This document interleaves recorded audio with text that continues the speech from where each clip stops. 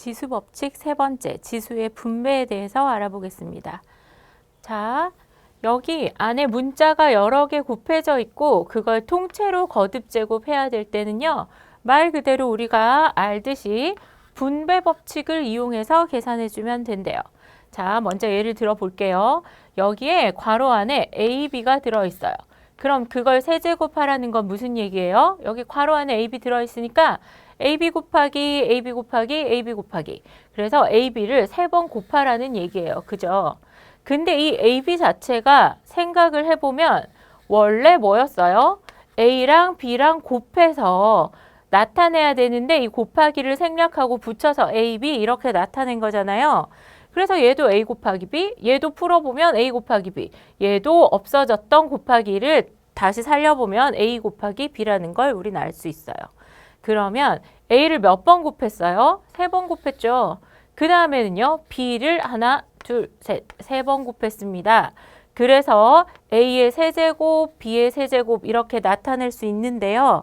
계산할 때마다 이 중간 과정을 거칠 수가 없으니까 우리는 얘를 보자마자 A도 3번, B도 3번 곱해져 있구나 이렇게 쓰고 이것을 지수의 분배라고 이야기를 합니다. 자, 곱하기를 저렇게 해줬으면 나누기도 저렇게 분배 법칙을 이용해 줘야 되겠죠. 자, 얘도 B분의 A를 어떻게 해요? N번 거듭 제곱하라고 했으면 예를 들어서 볼게요. B분의 A를 3번 거듭 제곱하라고 했습니다. 그러면 B분의 A를 통째로 3번 곱해줘야 되는 거예요. 그래서 B분의 A 곱하기 B분의 A 곱하기 B분의 A는 3번씩 곱해져 있으니까 B를 3번 곱했고 A를 3번 곱한 거죠. 자, 여기서 다시 한번 생각을 해봅시다. 자, B분의 A는 생각해보면 이건 A 나누기 B의 형태인 거죠. 이걸 n번 거듭 제곱하면 어떻게 해요? 얘도 분배 법칙이니까 A를 n번 거듭 제곱하고 그거를 B n번 거듭 제곱한 걸로 나눠주면 되겠어요. 여기도 그런 뜻이죠? A가 3번 거듭 제곱돼 있는데 그걸 B 세제곱으로 나눠준다. 우리 이렇게 생각할 수가 있겠습니다. 자, 거듭 제곱, 이게 이렇게 분배 법칙처럼 여기도 분배해주고 여기도 분배해주는 거 생각보다 쉽죠? 이제 분배 법칙 끝입니다. 자, 그런데 분배 법칙에서 우리가 조금 신경 써줘야 되는 건 이거예요. 당연히 부호를 포함해서 거듭 제곱을 해줘야 됩니다. 자, 여기처럼 마이너스 2a의 세제곱의 제곱을 보면 여러분이 여기 있는 부호를 빼먹기가 쉬운데 원래는 이게 무슨 말이에요? 이 안에 있는 걸 통째로 2번 곱해야 되니까 숫자는 마이너스 2를 제곱해주고 그죠? 그 다음에 여기 있는 a 세제곱을 다시 제곱해야 돼서 계산하면 a의 6제곱 이렇게 계산을 해야 되거든요. 근데 여기 마이너스를 빼먹고 이렇게 쓰는 경우가 많단 말이에요. 이렇게 하지 않도록 여러분이 주의를 해야 돼서 원래는 마이너스 2를 전체 숫자를 제곱해야 된다 이렇게 하는데 차라리 따로따로 떼서 계산을 해도 돼요.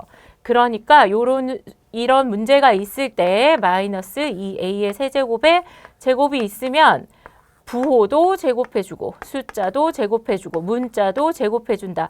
이렇게 생각하면 틀리지 않고 빼먹지 않고 우리가 문제를 풀 수 있습니다. 자, 그 다음에 여기서처럼 수와 지수를 곱하지 않도록 한다 그랬는데 여기 숫자 세제곱 해주고 x 세제곱, y도 세제곱 해줘야 되잖아요. 이제 여기 숫자와 지수를 곱해서 2, 3은 6 이렇게 얘기하는 친구들은 없을 거라고 믿겠어요. 자, 그 다음에 3번 문제는 우리가 뭐 때문에 여기 부호 때문에 혹시나 한번 체크해 봤어요.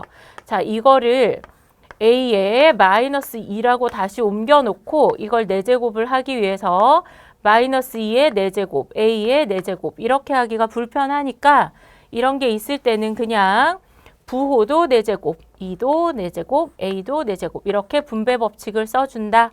이렇게 생각하면 여러분이 부호를 빠뜨리지 않고 계산할 수가 있겠어요. 그러면 얘는 4번 곱했으니까 플러스가 됐고 이건 a 4제곱분의 2의 4제곱 이렇게 우리가 얘기를 할 수 있겠죠.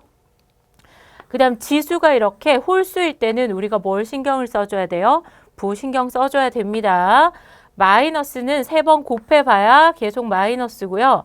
그 다음에 분모에 숫자와 문자가 들어있을 때는 어느 하나뿐 아니라 2의 전체, 즉 숫자도 세제곱, 문자도 세제곱 해줘야 되는 거 잊으시면 안 되겠어요. 요렇게 계산을 최종적으로 할 수가 있겠죠. 물론 요것도 계산해서 뭐라고요? 8, A의 세제곱분의 B의 33은 9 이렇게 써주시면 되겠습니다. 자, 그래서 거듭제곱 뭐만 신경 써주면 돼요? 모든 수를 통째로 제곱해준다. 거기에 부호도 잊지 말고요. 이런 문자 하나하나까지 신경 써야 되는 거 이것만 기억해 주시면 분배 법칙은 굉장히 쉽게 여러분이 해결하실 수 있어요. 근데 가끔 분배 이렇게 거듭제곱, 지수의 거듭제곱에서 우리가 분배 법칙이니까 이렇게 서로 여기도 분배해주고 여기도 분배해주고 여기도 분배해주지만 묶어서 하는 것도 분배 법칙이라고 우리 배웠잖아요. 그래서 요럴 때 자릿수 문제에 또 분배 법칙이 등장합니다. 여기 2와 5를 보면 여러분이 무슨 생각이 들어요? 아, 둘이 만나서 10을 만들 수 있겠다 이런 생각이 들죠. 근데 여기에 5가 4개가 있으니까 2도 몇 개? 4개가 필요하구나 이런 생각이 들죠. 그래서 얘를 이 하나랑 이 4개로 잠깐 분리를 해줘요. 그 다음에 이렇게 쓰면 얘는 어떻게 되나요? 2랑 5를 곱해서 10이 몇 개가 만들어져요? 자, 다시 2가 4개니까 2 곱하기 2 곱하기 2 곱하기 2고 5가 4개니까 5 곱하기 5 곱하기 5 곱하기 5니까 10이 요렇게 계산을 해서 4개가 만들어지죠? 그래서 우리는 이걸 10의 4제곱 이렇게 얘기를 할 수 있습니다. 그래서 내가 필요한 친구들끼리 묶어가지고 원하는 10을 만들었어요. 10의 4제곱은 동그라미가 몇 개 있어요? 하나, 둘, 셋, 4개에 만이 되잖아요. 그런데 곱하기 2를 하니까 계산했더니 답이 뭐가 되냐면 2만 이렇게 돼요. 이 문제는 어떻게 쓰냐면 이렇게 한 다음에 자릿수가 어떻게 되지? 이런 문제에 쓰이거든요. 그러면 여기에 동그라미가 4개 붙어 있으니까 일단 동그라미가 4자릿수고요.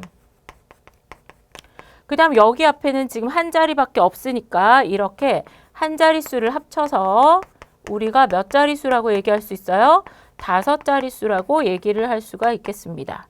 그래서 여기는 계산을 해서 만약에 여기가 5번 문제처럼 a 곱하기 10의 4제곱 이런 형태로 변형이 된다면 a의 자릿수 만약에 a가 2자릿수도 있잖아요. 13 이렇게 그러니까 a 자릿수 더하기 여기 우리가 아는 10의 지수, 그러니까 동그라미 개수, 10의 지수 이렇게 계산하면 이 수 전체의 자릿수를 계산할 수가 있겠습니다.